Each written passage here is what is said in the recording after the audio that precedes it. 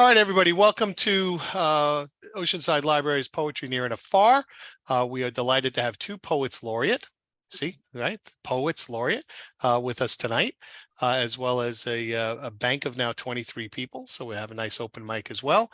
The general rules are if you would like to read in the open mic, you don't have to do anything. If you do not want to, then please put your name in the chat. I mentioned before we started recording that the Oceanside Library has teamed up with Oceanside Kiwanis to co-sponsor the Summer Gazebo Readings. We'll be starting our 17th season on June 5th, Monday, June 5th. It's every Monday night in June, July, and August. Please come on down if you're in the area. If you so that's fine. Again, you don't have to tell me in the chat if you want to read. It's assumed that everybody is reading. Just tell me if you're not reading. As far as your video goes and your sound goes, please feel free to leave both on as long as you're not distracting. If I hear ambient noise coming from you, I will mute you. Don't take that personally. It's just how I monitor. If you're going to be doing anything that's distracting in the video, just please feel free to shut off your video and just listen, and that's all well and good. So again, we're delighted to have two poets laureate with us here tonight, and I know that Paula has an announcement that she wants to make before we get started. It's exciting. It's very exciting. So without any further ado, I give you our Nassau County Poet Laureate, Paula Curci. Hello, everybody, and hello, Sister Joy. Nice to meet you.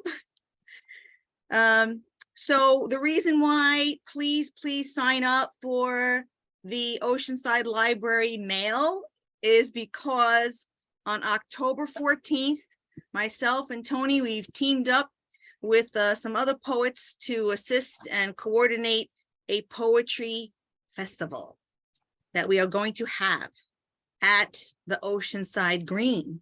So it's going to be a full-on day from 9 o'clock to dusk.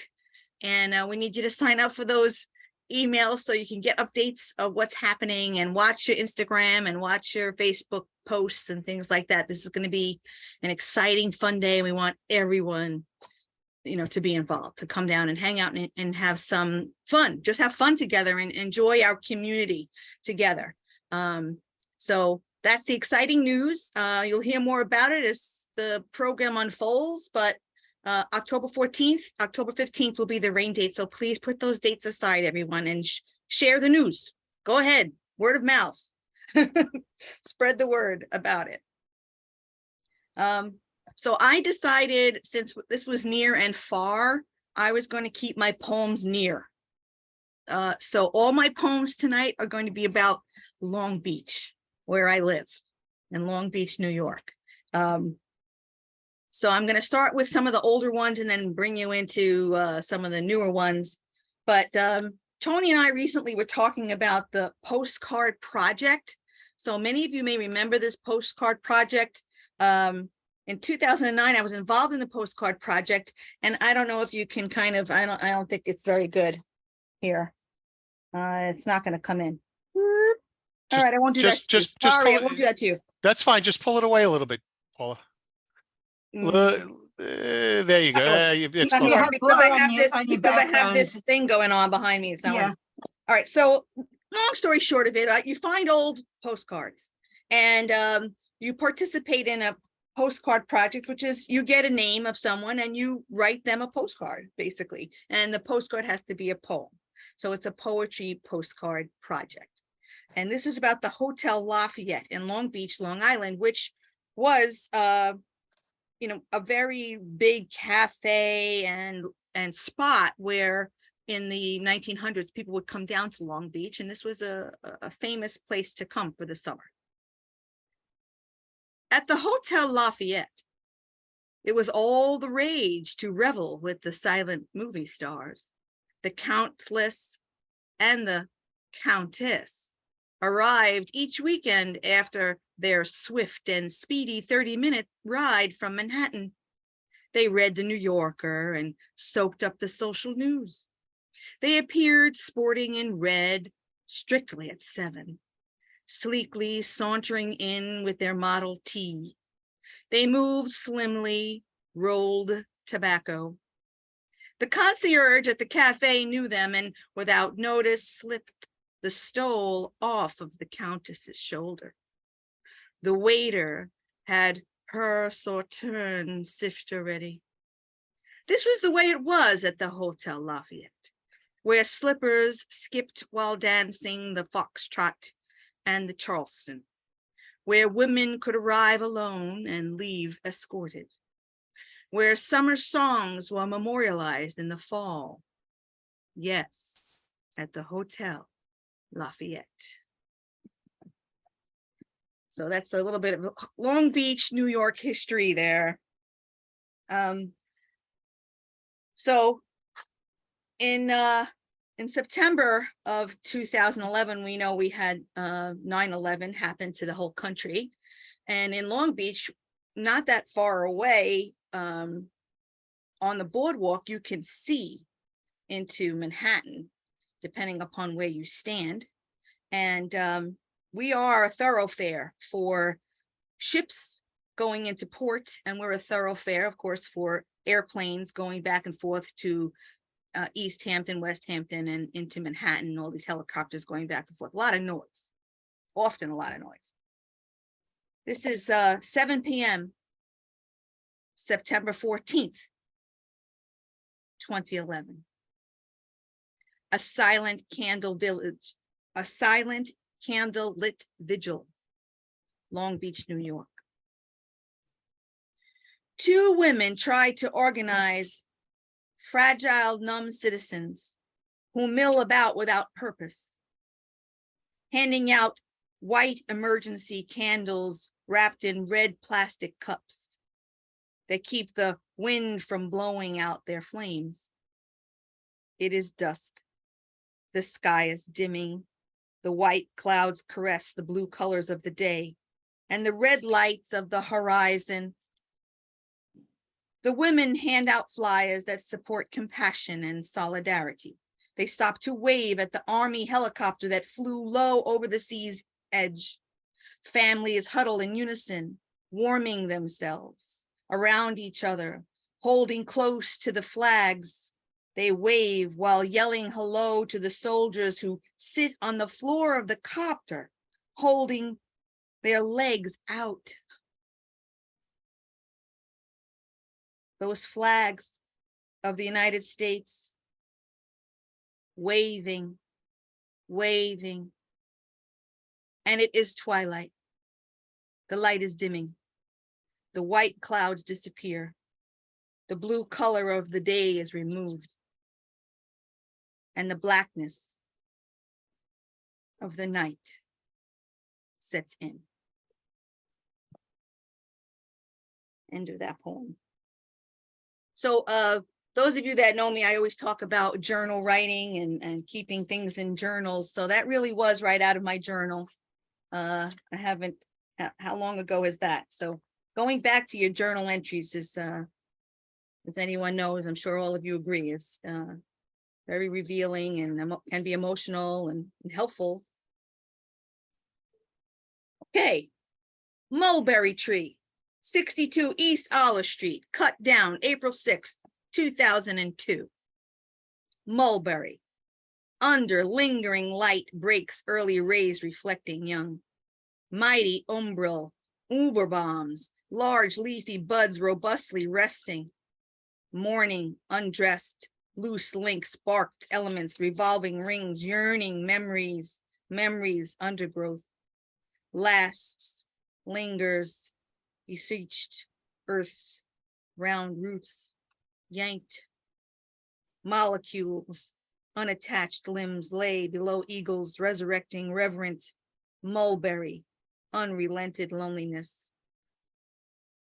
Entropy, remnants, representing your. That was the end of that tree. We lost him. We lost the mulberry tree. So I'm trying to take you through time. I'm not doing it in total order, but This was September 4th, 2010. We're jumping to Jones Beach now for a minute, and I'll go back to Long Beach. But I think it's important that I share this one with everyone because it's about Maxwell Wheat. And Maxwell Wheat was our first poet laureate in Nassau County, and a great naturalist. And this was one of his writer walk workshops in Jones Beach. We met in the West End winter prairie, somewhere near where the short grass and the bayberry bushes meet. Beyond the wooden walk, men with Nikon Swarovski crystal long-necked lenses stood camouflaged between each other. We, among the endangered and the protected, heard the harsh two-note phrase of shak, shak, shak, shak, and then a bolt of direct succession, the snap, snap of shutters flipping and lights flashing, voices chattering, categorizing and identifying characteristics. Maxwell was in awe. The last time I saw a loggerhead was 1975. Binoculars in hand, the khaki izod wearing men waved their hands asking, where do you see it?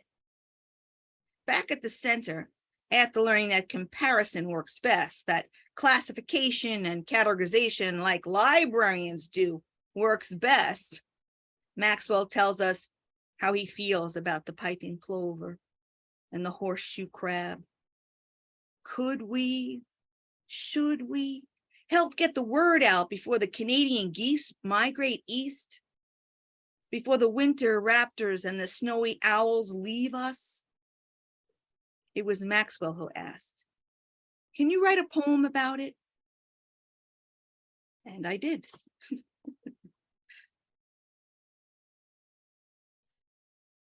This is called Moon Watching.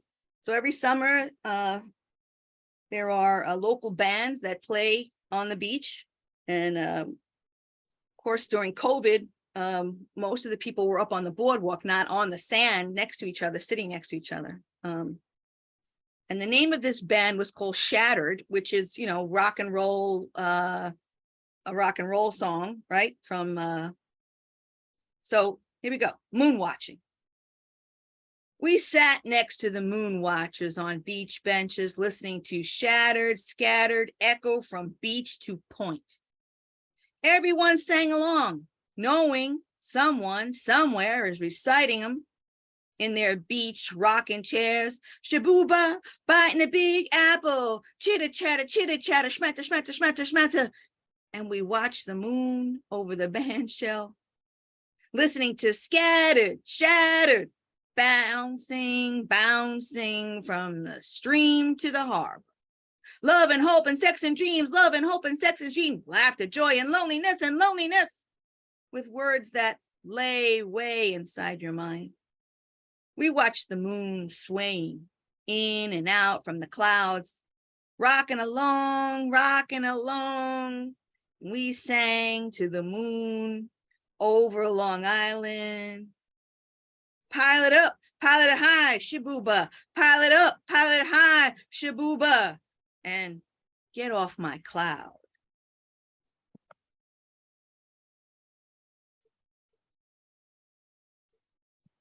Everybody knows those songs, right? I mean, come on, you can sing along with those songs, no problem.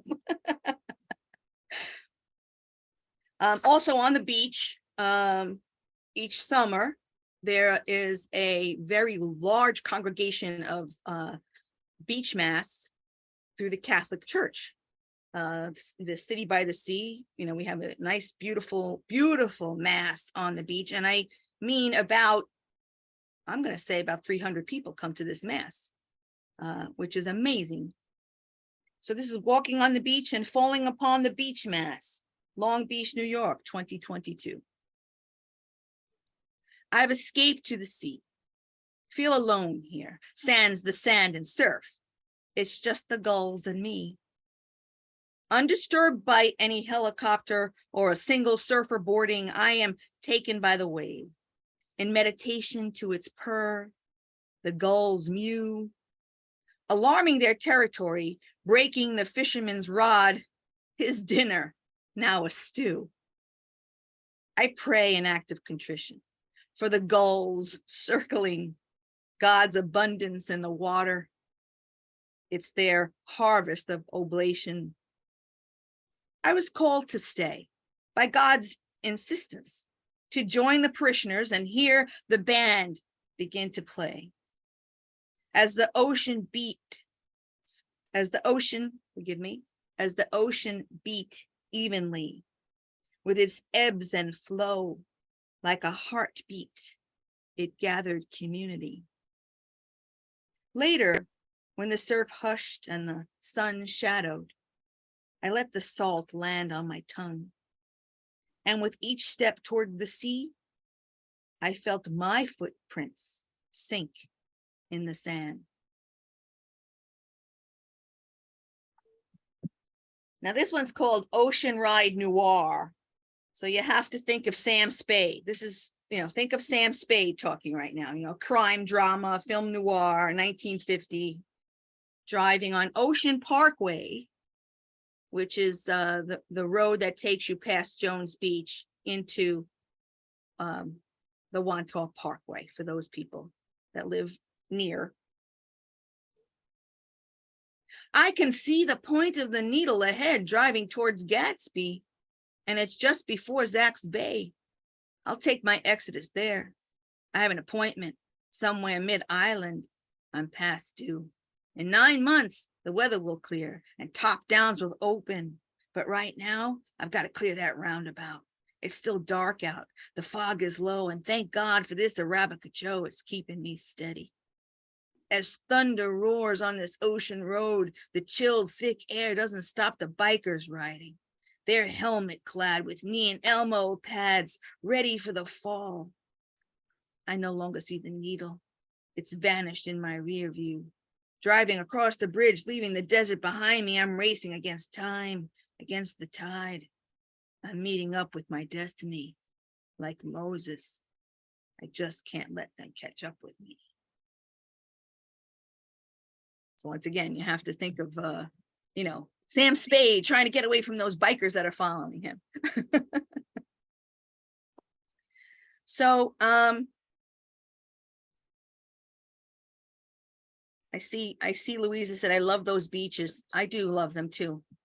Louisa, thanks for saying that. My pleasure. So in 1836, there was a shipwreck on the 200 feet outside of Long Beach, somewhere near,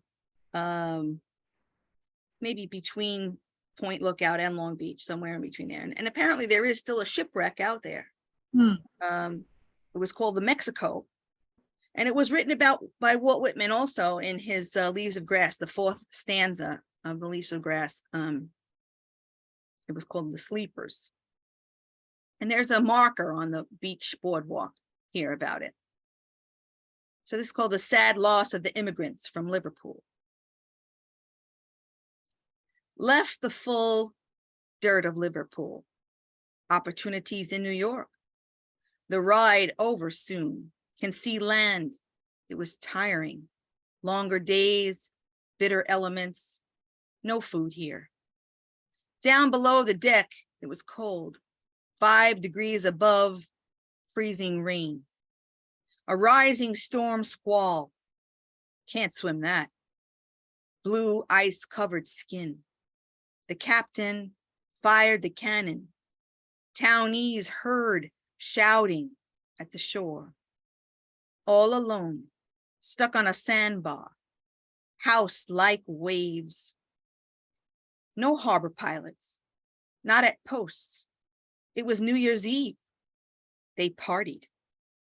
Only one local, Captain Rock, from nearby Freeport, tried to help, answered some men's prayers, took Winslow, his sword and strongbox, left children, women, and their men, cold and dead, buried in Lynbrook. Nothing here but a ghost shipwreck in the sea. So the truth of the matter is that, we have Raynor's Cabin here on Long Island. Remember Raynor's Cabin? Yeah. I believe it was named after this Captain Raynor Rock, who went to save these people. And then the captain of the ship, Captain Charles Winslow, jumped off the ship onto Captain Raynor's ship and left the captain of the ship of the Mexico, left his people. I'm gonna attempt to sing along. I always have to try to attempt that, so let's give it a try. We always know that on Zoom there's always a delay, but this is a good one to follow up that one, because this is Riders on the Storm by the Doors. So we all know that.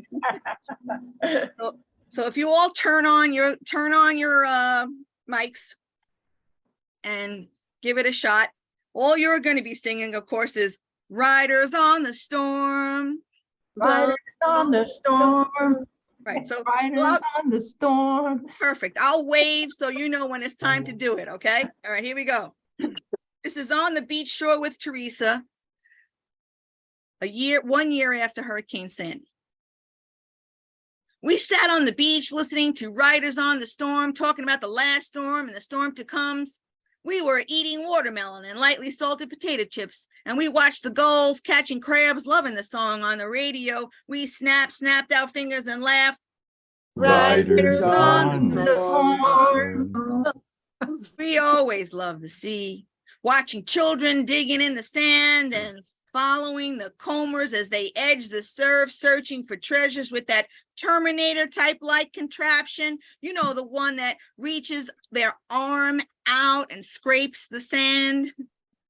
We felt free with the surfers and the sun worshipers and the paddle boarders who caught the waves, and we joked about the gods that hide above in the marshmallow fluffed clouds, those planetary bodies that you line with your one eye squinted and pointing to with your index finger, and by the time you get the attention of the person next to you, it's already shape-shifted.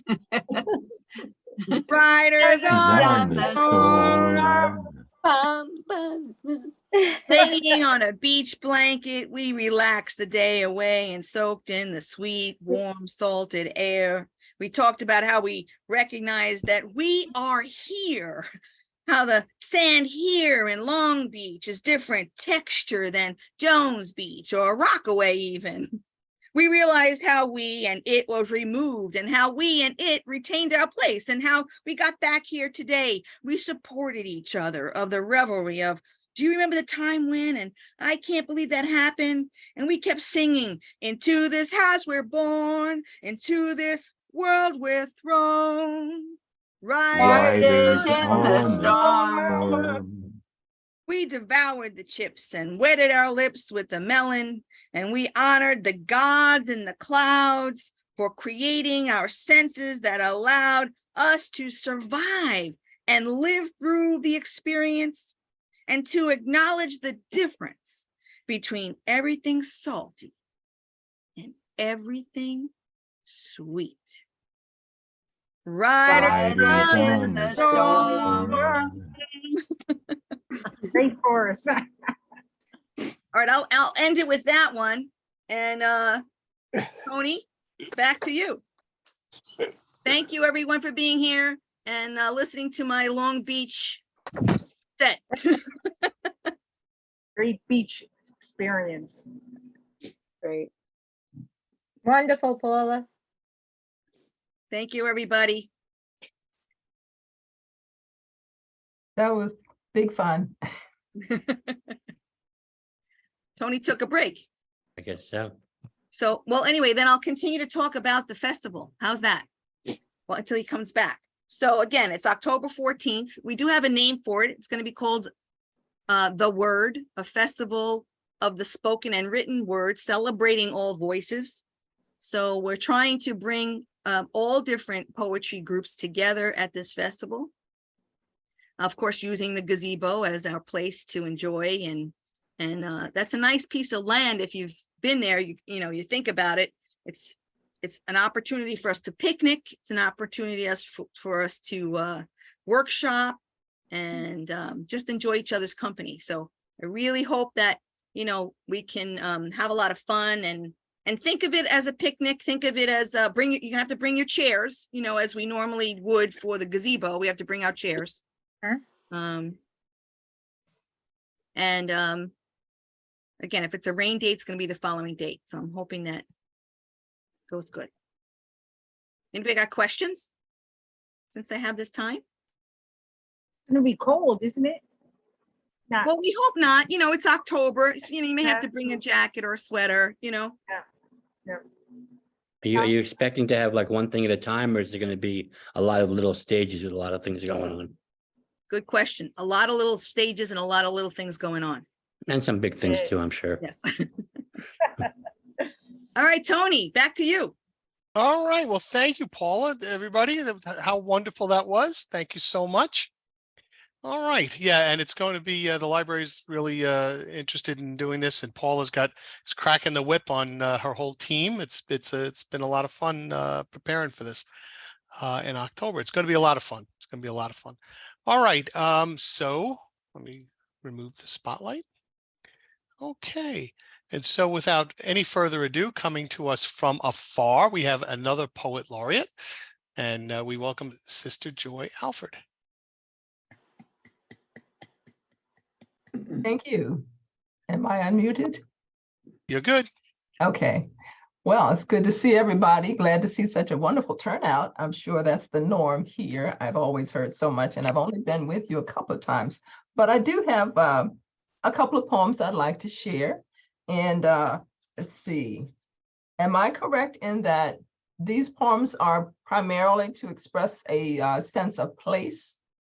No, you can. No. Anything You like- can. Okay, okay. Yeah, well, Paula decided to do the near, and that was wonderful. But Okay. no, you've got 20 minutes. You can Okay, anything you want. that's good. All That's, you. okay, so it is now, what is it, 7:40? You got. Don't worry about the time. You just rock Okay. and roll. We'll be good. All right, okay. Well, then I'll start with a poem that is called Resilience. Resilience. And it's a poem that talks about, well, I won't say what it talks about, but it conveys my story. And I'm hoping that I have, yeah, here it is here. I was gonna say, I hope I'm having it here. So, resilience. She soon realized how unprepared, how ill-equipped she was, how incredibly ridiculous it was to plow ahead, full steam, plundering obstacles and opportunities alike, seeking to accomplish the impossible. Yet, despite her capabilities, or lack thereof, her inadequacies, miscalculations, and missteps, she watched as those blunders somehow blossomed and rose as new plateaus.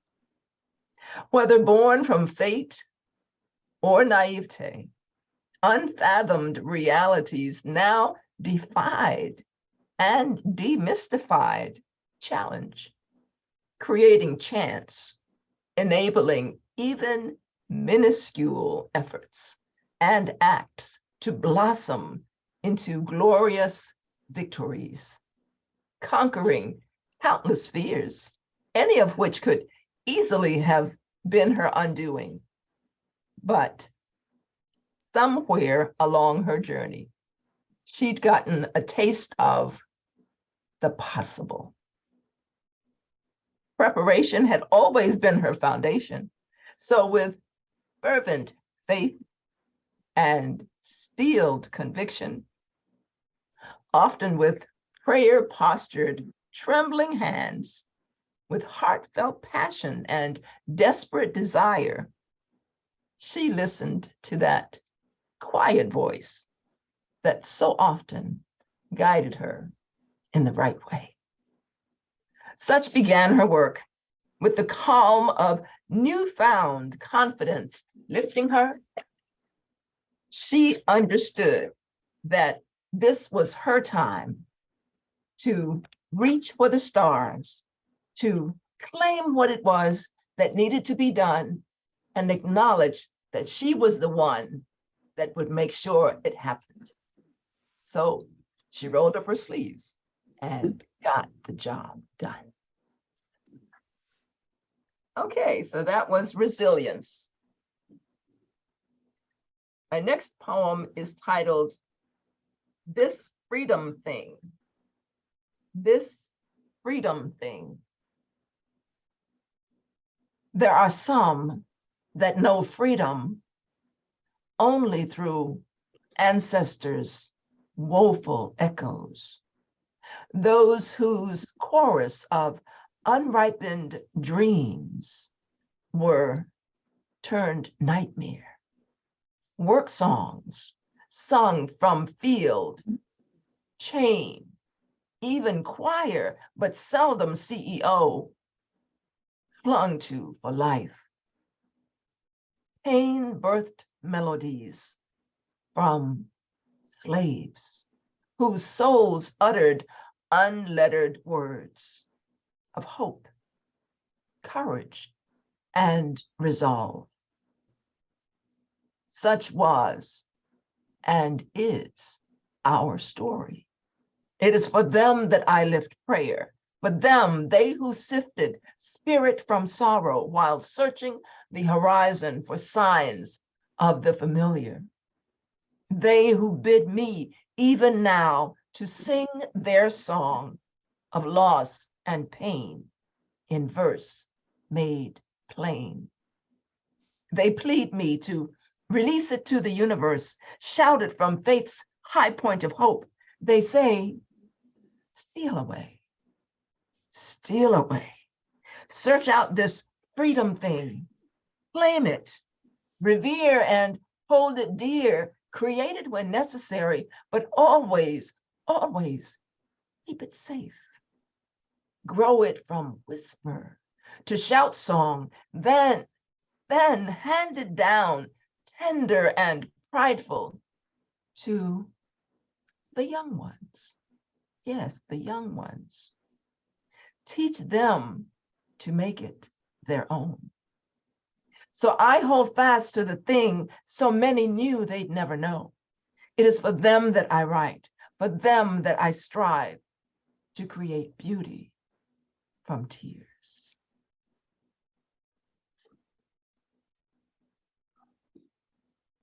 My next poem is going to be one, let's see, what don't I do? Dawn at the River. Dawn at the River. Actually, this is a place poem. Casino Queen reads the neon sign on the far side of the river. Two small birds hitching a ride on driftwood gliding by. Sense the status of this intruder studying them from ashore. The morning breeze welcomes me as a paddle-wheeled boat boasting of hourly cruises awaits the dawn. The illusion of her wheels' backward dancing lights lures me to a bygone era. Excuse me. I break the hypnotic hold, uncertain if it is she who calls me or the river. The river, which holds the secrets of life's mysteries, hidden stories of the glories and tragedies, the history of a nation between her banks. This river, whose waters forge a nation from north to south. This river that has ushered forth life-giving waters through a nation's infancy and adolescence. This river, who has seen a nation's growth and gains, felt its progress and pains, and who, through it all, never withheld her bounty through malice, guilt, pride, nor shame, but blesses all who embrace her shores. As I stand on her mighty banks, seeking the wisdom of time, that courses through her veins. I lift prayers that her waters not become an eternal flow of tears, ushered forth by our refusal to heed her warnings. Does the river survive because she knows these secrets? Will she share them with those willing to listen? Am I astute enough to discern her words? I watch a hue of azure blue work westward as the St. Louis sky lifts her mighty veil. The arch, which had loomed ominously behind, now glistens. Trees and skyscrapers relinquish the horizon in unchallenged awe. Only this river could host such regal splendor and still remain queen. A church bell tolls in the distance, signaling the half hour. Birds begin to chirp. A small piece of driftwood has washed ashore onto the riverbank near where I stand. I retrieve it and continue to watch the mighty Mississippi roll by.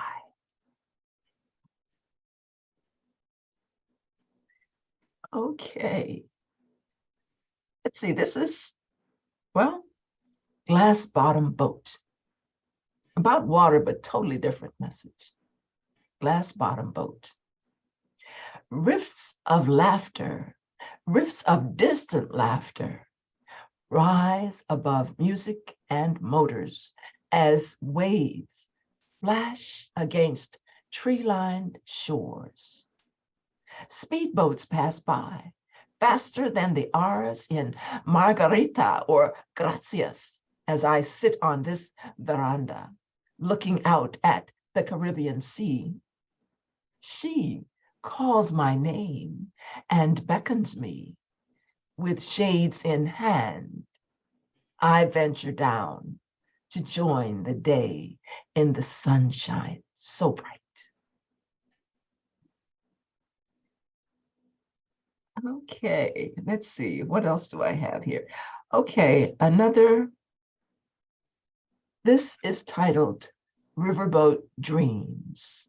Riverboat Dreams. A white paddle-wheeled riverboat sits at river's edge. Is this muddy Virginia bank your final port of call? How did you come to rest here, gleaming bright in the morning sun, evoking memories, provoking made-up stories and dreams from half-asleep passersby?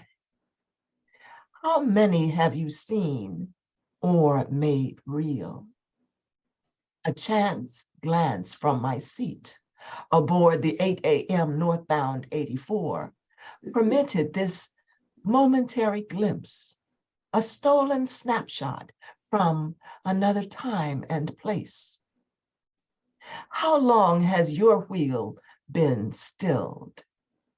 Do you long for lights and sounds of yesteryear? Where do the dreams of a riverboat sleep? Do they echo in time like mine, awakening ever so often when sunlight or starry night shine just so? The muffled song of the tracks signals our approach to the next town. Water's edge gives way to shores lined by pines and assorted evergreens. The Chesapeake stretches as far as the eye can see, keeping at bay a distant tree-dotted horizon. I yield to the lull and rock of the train and close my eyes, perchance to dream again.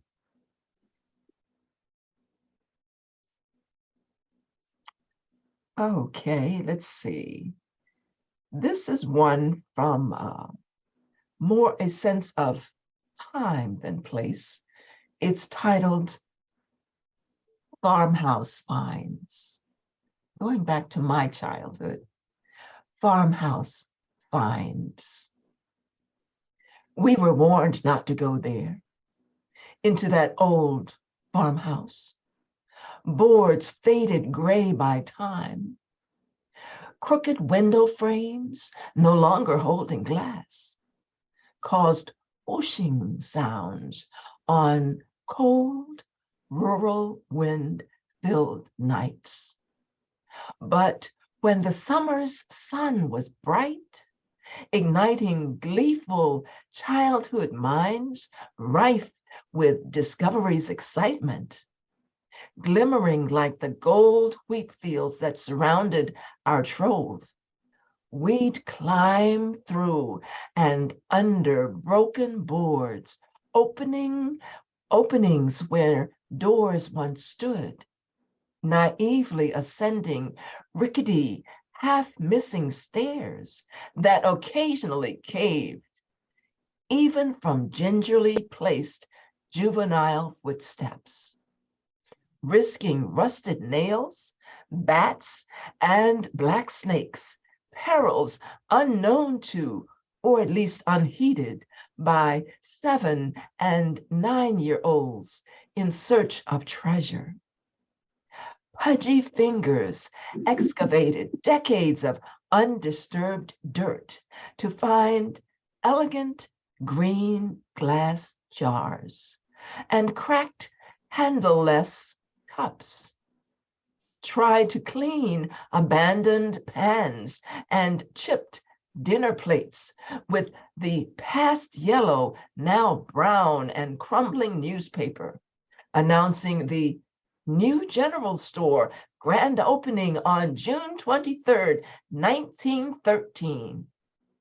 News that lined those shelves for more than 70 years, never could find the mate to a shoe, discovered in a corner near what must have been once a bright bedroom with yellow gingham curtains, now also tattered and faded. Of course, we couldn't take anything outside, had to hide our finds amidst the dust, till the day we were found out and grounded for weeks for seeking treasures where yesterday awaited innocent but intrepid looters, lifting loose and dusty floorboards in search of something new.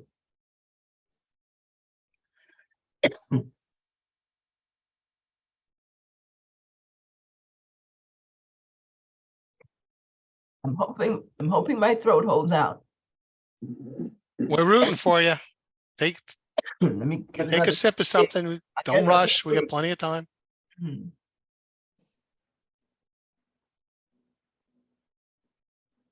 That felt better. Okay.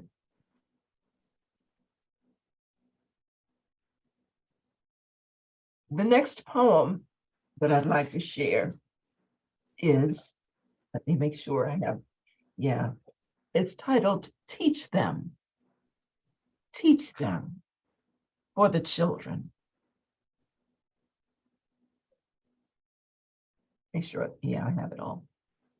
Teach them to read, to write, to count, to think, to pray, to love, to trust their own instincts. Teach them to make choices and decisions, looking at outcomes at least 3 levels down the road.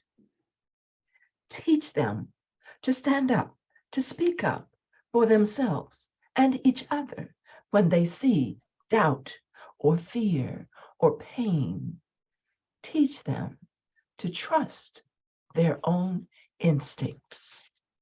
Teach them to know the difference between facts and truth, that lies often lay behind smiles and inside twisted minds, that filth may reside inside shiny cars, that gold chains, rings, and bling-filled things can blind even the clearest sight.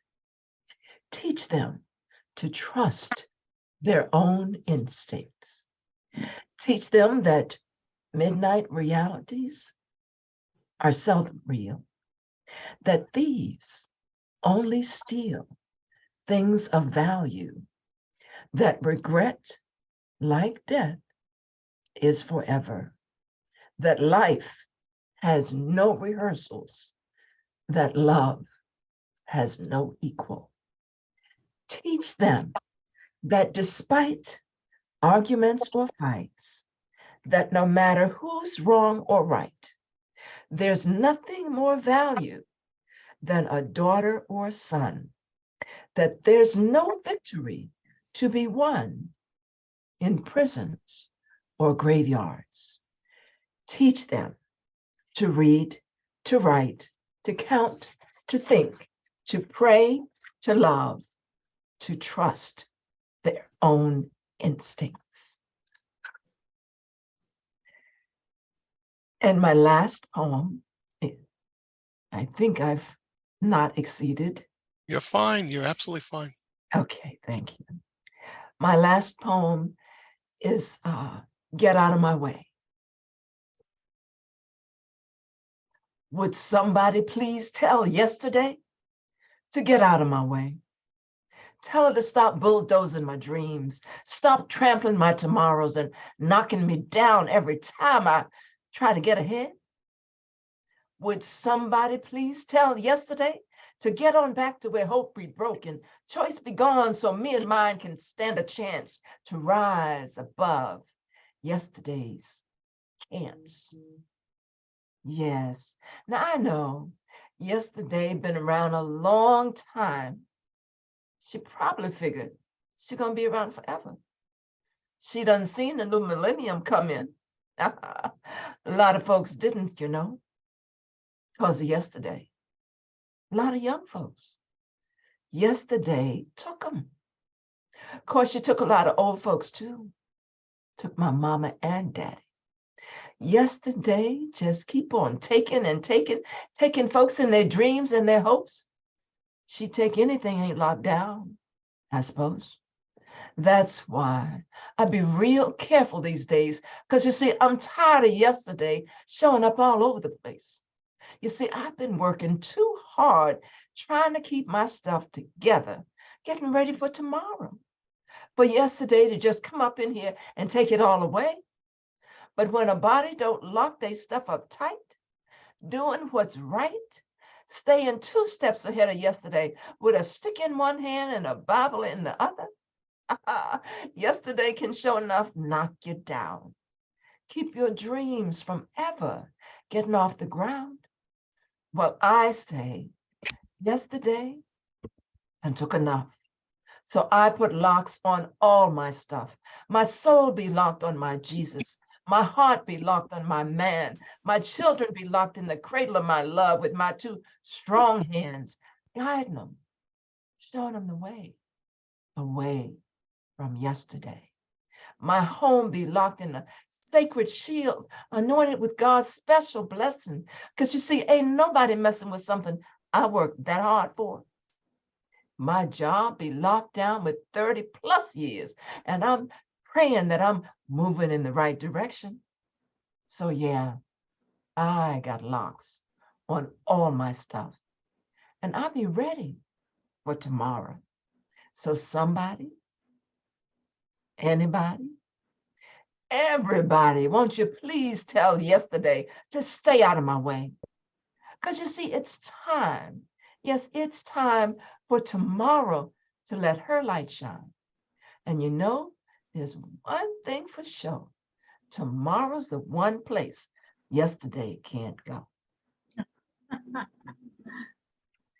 Okay, well, that's my set for the evening. I hope you have. Oh, wonderful.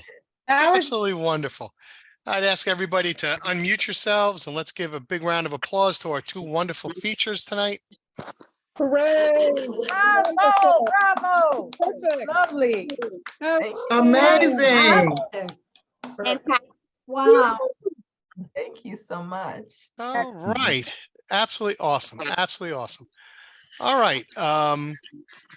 Okay, so we're gonna get right into the open mic. Again, everybody gets a chance to read one poem. Please try to keep it a non-epic length poem. I also just ask that you kind of just get into your poem and just kind of move it along. All right, we're gonna start off with Judy, J.R. Turk. Super. Thank you. Thank you both. Great voice combo. You did a great job. Thank you, Tony, for hooking them up. And thank you both. Thank you. Paula and Sister Joy. Wonderful. So I'm going to read from my new love, Dog Speak. 24 poems from a 24-hour marathon in the voice of dogs. And I'm going to ask Sister Joy to pick a number. We'll play poetry roulette. So pick a number from 1 to 24. And that's what I'll read. 3 is my lucky number. And I don't even believe in luck, but yeah. There we go. Hour 3. Daily news. You've got your newspapers. Now get my leash, coffee for you, water for me, and let's go get my news. We're going to the park. No rain today, sunny skies, no fleas, no flies, and friends all around. Sniff, sniff, Chance was here. And so was Tommy, but now they're gone. See, you take too long getting ready. No one here cares what you're wearing. Oh, Big Boy Xerox had barbecue chicken last night. Lucky him, but I had French fries. Maybe just a little too much salt. Can I have some water, please? Thanks. Okay, gotta run and play. All my foodie friends are here. Curci and Ruffles, Klondike and Snickers, Snapple, Munchkin and Keebler, and that giant gumball, though he is round and sweet. We're at the dog park. Play, play, play, sniff, sniff, sniff. What a wonderful life. A ball, a stick, my favorite, a frisbee. All shapes and sizes, all colors and breeds, all joyous together. Hey, humans, are you taking notes? Okay, tired now. Home, please. Bed, sleep. Will you carry me? Sniff, sniff. Here, you need some kisses. Thank you. Thank you very much. As Thank you. wonderful as always. Okay, because I had just a couple of people wanted to get in and out early. So Louisa, you're up, and Marvin, you're on deck. Oh, wow. Thank you, Tony.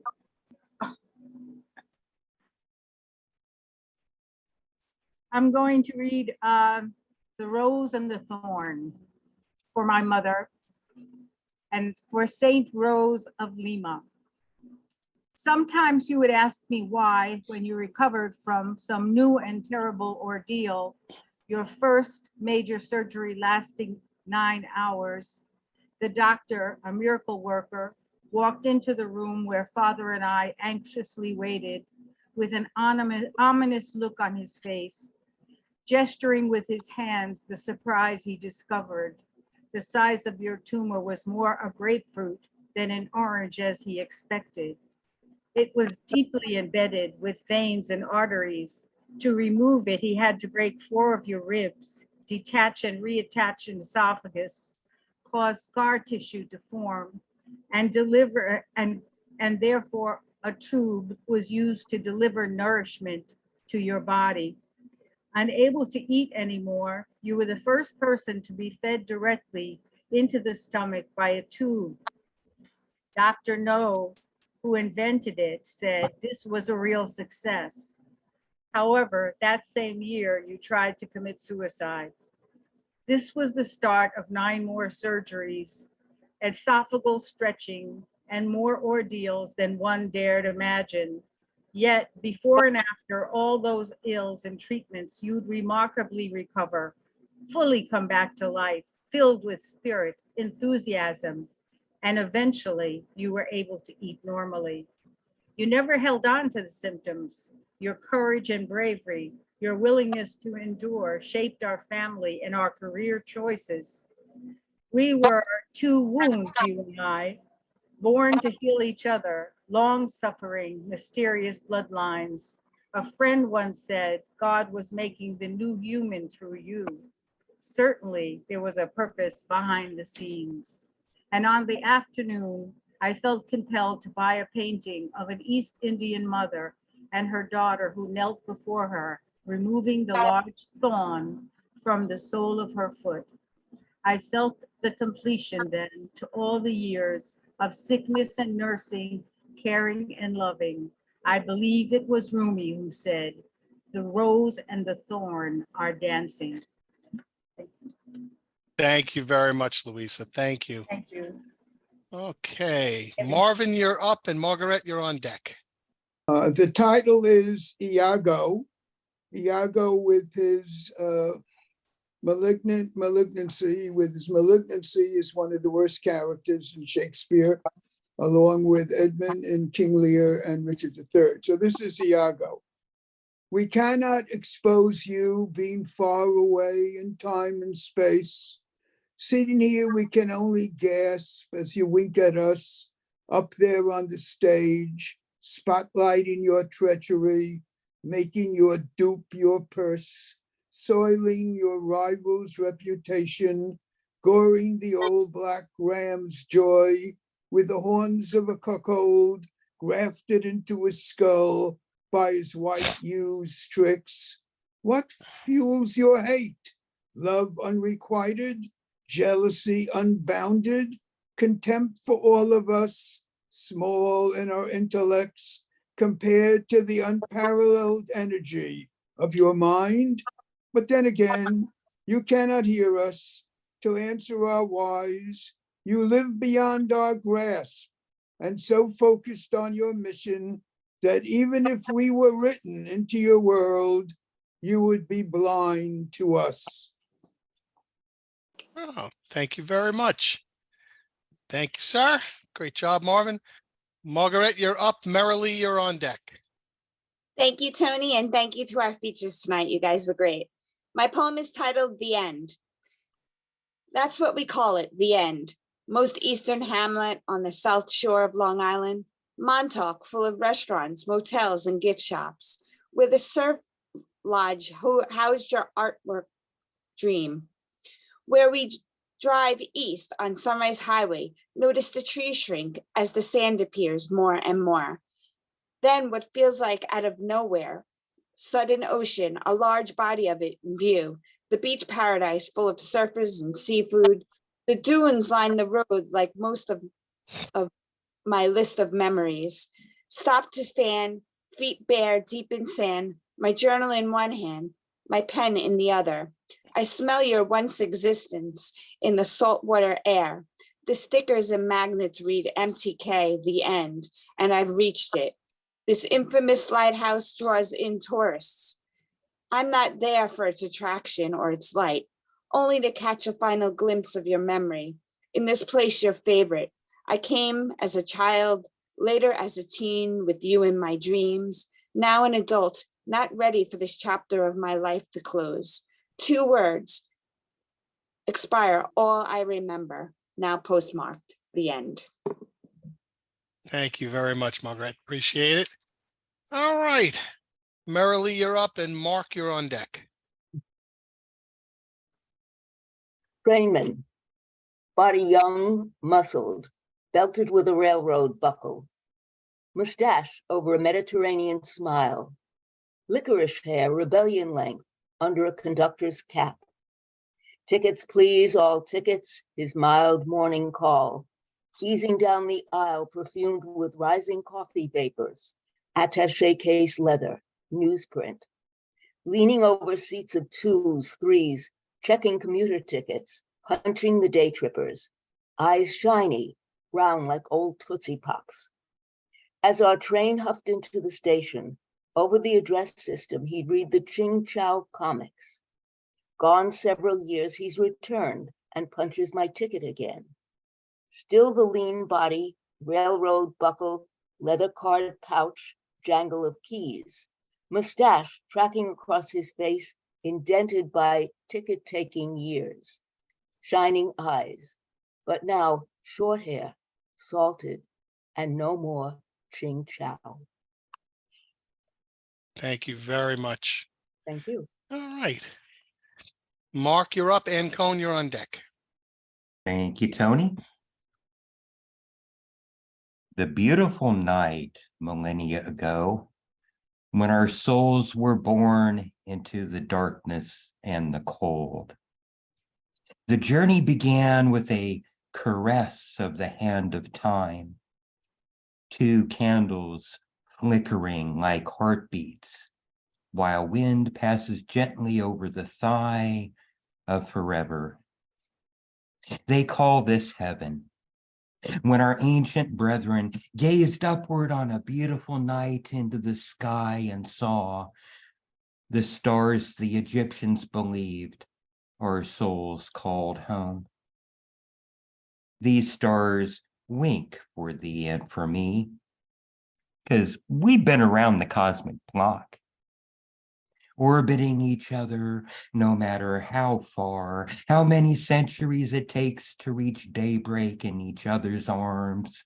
One beautiful night, we notice the light shine inside. Our souls dance the way butterflies do, and that's the sign to remind you of the one that's true. So near, yet so far, can hold you close, can see your smile across 1,000 miles, the tug of gravity. Oh yes, this has to be a beautiful night. Even in the joy of moments in time, my soul cries in separation from you. So near is too far. We look to the sky and see mere inches, yet for the stars, it is 1,000,000 light years. Time is on our side, yet space is not so kind. One night, real soon, we'll lay underneath the lover's moon, and then the stars will look upon us, our souls lighting up the sky, and the stars will say, ah, such a beautiful night. Very nice. Thank you very much. All right. And you're up. Ro, you're on deck. Okay, May 1972, Floral Park Memorial. And there were tulips on the dew-sprinkled lawn, all red and white and yellow. It clearly seems like some unknown paradise with songs of exotic birds filling the air. The sun shines occasionally while a gentle breeze is stirring and we breathe the delicious spring air. It is time to think thoughts aloud and kick off shoes, romp about in the still, wet grass. How I wish to take part in this exuberance and summon the life of the season, except there is one thing amiss. Here I sit in English class at 10:30, wishing school was out. Thank you. All right. Ro, you're up, and Robert Rubino, you're on deck. Thank you, Tony, and thank you, everybody, loving every minute of it. And this poem is from my 30-day, 30 poems verse narrative, meaning the entire thing is a story. So this one is why Mickey, and this is about a squirrel. And this is from the point of view of the squirrel, this poem. Why Mickey and not me? I could have owned castles too. They were within my reach. But for clever cousin Mickey ruining it for me. I would have been the star, not him. Handsome Walt had actually approached me. Even the contract was all buffed and ready for my signature. Mickey was with me at the time, inviting him a big mistake. Mr. Disney had taken a shine to me. We had met at a park. Immodest as I may sound, like him, I am handsome too, not to mention cute, what with my glinty eyes and velvety smooth black pelage. Fanning out his floppy ears, Mickey made the first move. A flashy guy, he flashed his yellow shoes, and this prompted Mr. Disney to ask Mickey where he had found such lovely footwear. Lovely, my foot, garrulous and full of himself. Boy, oh boy, did Mickey take off or what? Oh, those lovely shoes is all the opening he needed. Oh, those lovely shoes is all the opening he needed. Naive Walter was totally bowled over by the mouse. Next, he asked him about his bow tie. Forget it. There was no stopping Mickey now.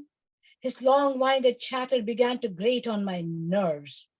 I politely distracted Mr. Disney with some munchies, which he politely declined, but continued to be in thrall of Mickey, who made the most of it.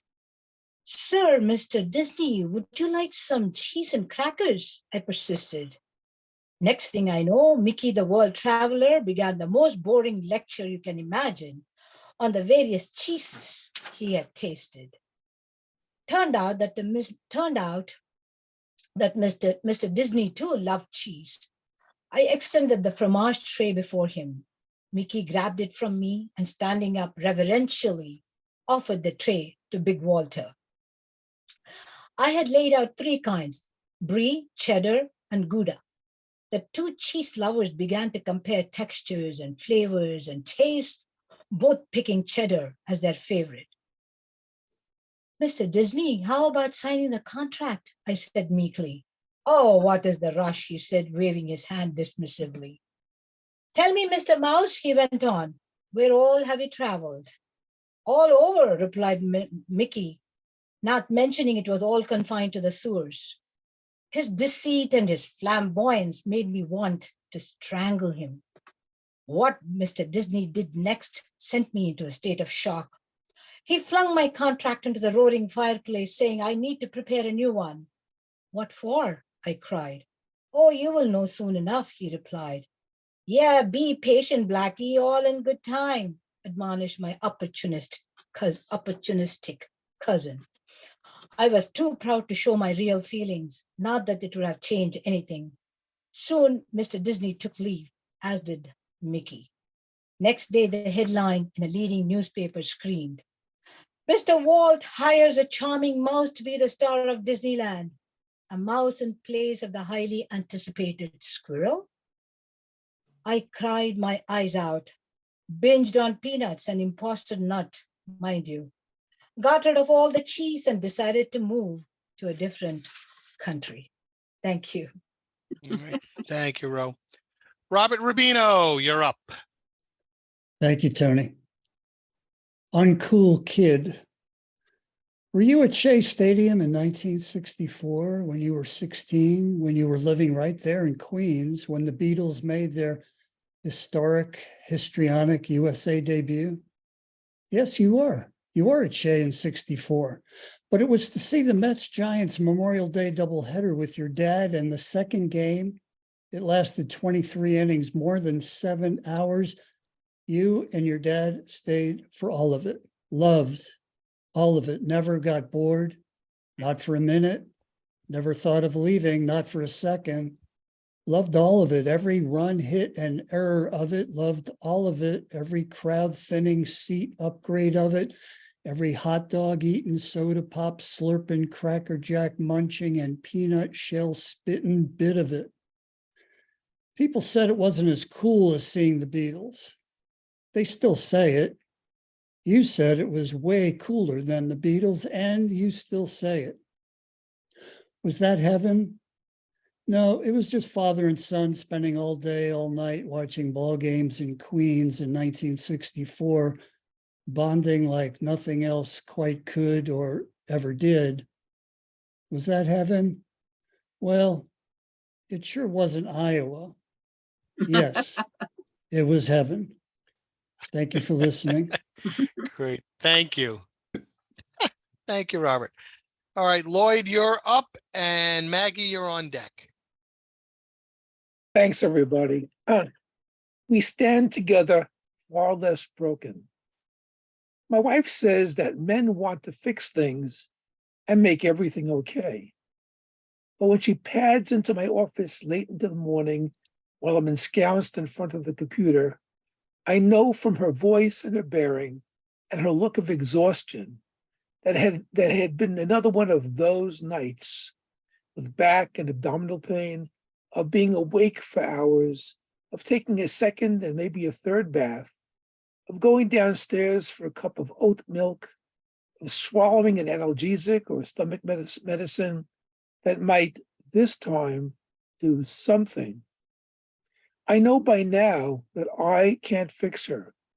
I can't heal her with a miraculous laying on of hands, but I can help us by putting my arms around her. Oh, please not so tight. And embrace her and envelop her and sway with her.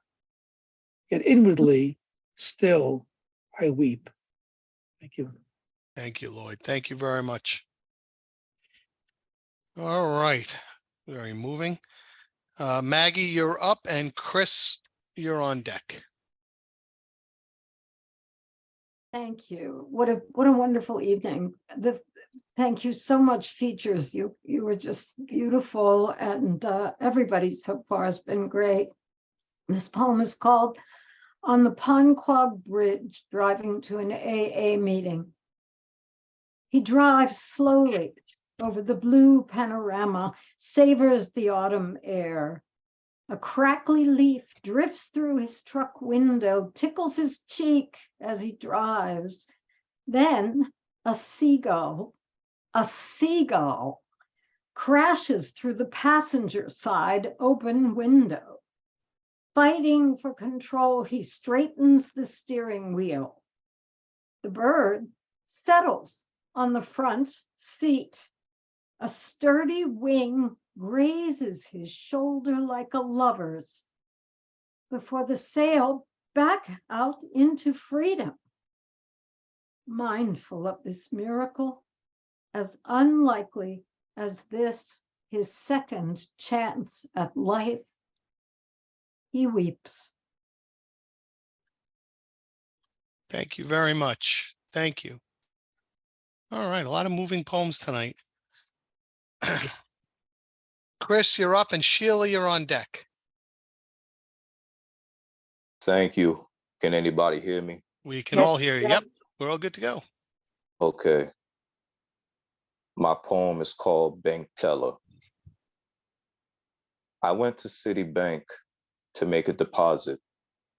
As soon as the teller shouted, I can help the next person, I approached a middle-aged lady wearing reading glasses, covering her brown almond-shaped eyes under her gray curly hair. We were on opposite sides, me standing in front of the card reader and her sitting comfy at the computer. As soon as she asked me, what would you like to do today? A tall, young, black curly hair, green contact wearing lady teller just left the secret room from behind the lady that I'm facing as I just took out my debit card from my black PlayStation wallet after I replied that I want to cash a check in my checking. She was carrying a heavy laundry detergent barrel full of pennies, dimes, half dollars, and nickels, just as the coin value was labeled in black marker ink on a blank computer paper that was attached to the brim. Her huge hands gripped tightly on the metal handle. Her green veins were shown under the fluorescent light. It seems to me that she just warmed up. She winced so hard that her red lips puckered inwards like it was pursed. She was breathing heavily and grunted as she made her way to the next secret room. As soon as she tried to reach the door, the metal handle snapped from the brim and the barrel fell on her veiny feet that were in black vinyl pumps, which cause the barrel to tip over and the coins to spill over. And it rattles all over the floor for 15 seconds. The barrel started to roll over back to the secret room that the tall lady left out of. And the middle-aged lady stood up from her chair to chase after it. Long story short, I was at the ATM machine trying to make a deposit. Good thing nobody was behind me online, being that it was 4:59 p.m. when the bank closes at 5. Bank teller.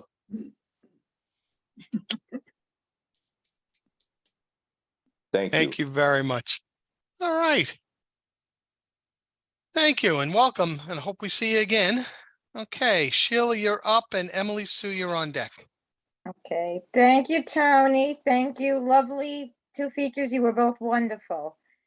Okay, this is my second poem that I wrote about bullying, and it's called What Does It All Mean?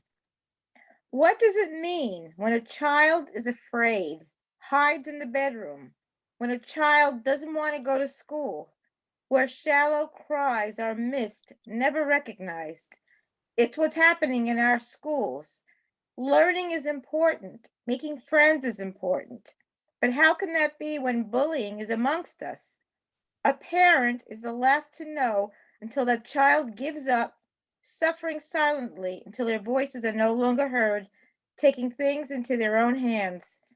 What gives the right for someone to mock another classmate, to be hurtful and inconsiderate because they feel above them? A cowardly expression of insecurity that we shouldn't have to deal with. No one is immune to this callous act of hatred. Action must be taken now before we lose one more soul.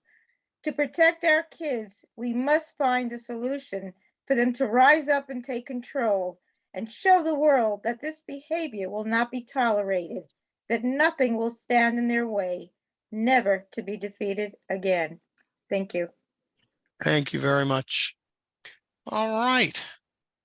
Emily Sue, you're up. Christine, you're on deck. Hey, thank you, Paula and Sister Joy. Those were wonderful readings. Thanks, everyone else. I'm going to read a North Shore, Long Island poem called On the Cusp. Sunscreen's perfume takes me back to my copper-tone youth. Tribal beach, a crazy quilt, teen towels touching. Sunlight turned oiled skin bronze and lemon-streaked hair blonde. Rows of nearly naked bodies turned in unison to bake the other side. Tinny transistor radios tuned to rock and roll, DJs' voices familiar as family. Concession stand hot dogs, Italian ices, and Tab fueled idle chatter, high-stepping races across scorching sand and stones to charge into the frigid Long Island Sound. Days salted with laughter, insecurity swept to the edges, like seaweed clinging to exposed swim ropes at low tide. Childhood dove under the waves, peered into murky waters, and came up sputtering. Thank you. Thank you very much. All right. Christine, you're up. Doreen, you're on deck. Hi, everyone. I just want to say thank you so much for Paula's reading and Sister Joy's reading. They were terrific tonight. I'm going to read from my latest book called The Poet's Owl, and it's called Capture the Morning. Light moves from sunrise to early day. The flatness of the atoms, the bird songs, grass in perpetual spring, and the lilac tree whispering into the air, while roses reach up, each petal the perfect oval size of our thumbs, and cats step leisurely through the garden, their delicate paws hidden among fronds of grass. I'm sorry, I'm having trouble seeing this. I'm half in the dark. Okay. I capture the morning and hold it inside me for the entire day, content in a room with a chair, a window, a notebook, and a pen. I capture the morning and leave soul spread out across the page as the daylight moves to a sepia sunset. Thank you. Thank you. Thank you very much. All right. Doreen, you're up. Carol, you're on deck. Thank you, Tony. Thank you, Paula, Sister Joy. Once again, just an amazing evening. All the open mic is just wonderful. Things that are unattainable or unsustainable. World peace, perfect body, enough money, world peace, physical endurance, good health, world peace, true love, good movies, honesty in politics, world peace, God's word, true friends, cheap eggs, world peace. Check out liquid egg substitutes. Be grateful for them. Amen. Thank you. Thank you very much. All right. Carol, you're up, and Bruce, you're on deck to close us out. I truly enjoyed this. I'm so glad that Judy told me about you. And it's just delightful to hear what everybody else wrote. And my topic, as you can guess from what's behind me, babies. What better gift could the universe present to us? A new human being, half of our family and half of someone we grew to love. A person coming into the world full of innocence. A person whose whole world is now his mom and dad. A person who will have all the attention that he needs. A person who will come with hope and the potential of becoming whatever he wants. He'll be surrounded by two loving parents who anxiously awaited his arrival. He will be loved by grandparents, great-grandparents, aunts, uncles, and cousins. There will be stages in his life, beginning with helplessness and complete dependence. He will then crawl and start to explore the world and broaden his horizons. There will be many milestones: the first smile, the first word, the first tooth, the first step, the first kiss. He is the newest member of our clan, Jax Anthony Finkel, born April 24th, 2023, 4 pounds, 15 ounces, and 19.5 inches long. It will be a while before I meet him. I long to hold him, but I love him already.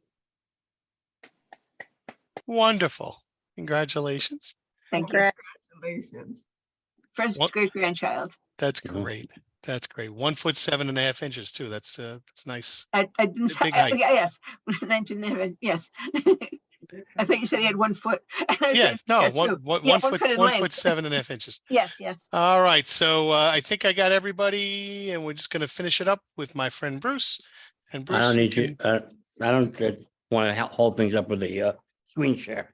you're not Thank gonna you, hold it Tony. up. If you got it, put it in. That's all It's right. no big deal. Thank you, Tony. Thank you, Paula. Mr. Joy, congratulations. Carol, Mazel Tov. Thank you. This is a picture, if I can find it. This picture is called The Girl I Left Behind Me. Some people know it's a fairly famous picture by Eastman Johnson, who was a 19th century American painter. This is from the 1870s. I wrote an ekphrastic poem about this picture. It's called The First January. The epigram is from Deuteronomy chapter 24. When a man is newly married, he shall not go out with the army to be charged with any business. He shall be free at home 1 year to be happy with his wife. All these old men enlisting the young men to leave us behind and follow them off to glory say that God is on our side. But what are they supposed to say? It's almost Christmas, almost a whole year fighting a 3-month war with no end in sight. Soon I won't be a newlywed. Soon I will be a mother. We agreed it would be a down payment on our future. Not just him and me, everyone and everyone, caught up in the excitement and the promise of There's that word again, glory. I don't know if it's exciting after Christmas turns into January.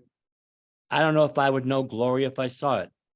I'm pretty sure you can't slurp it up with a spoon. I tell myself stories. I look in the direction that he left in, thinking he'll come back right away. But maybe I shouldn't wish that for him.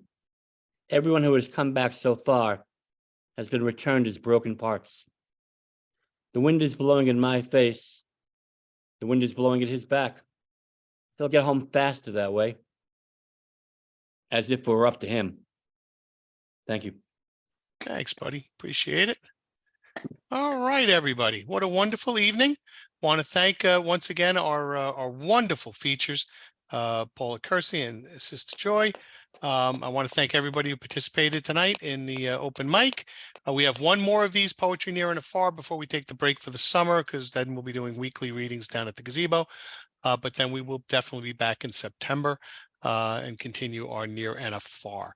So without any further ado, I wish everybody a wonderful evening. Thank you, Tony. Thank you, you, everybody. Tony. Thanks, Tony. Thanks, Thank everybody. you, Tony.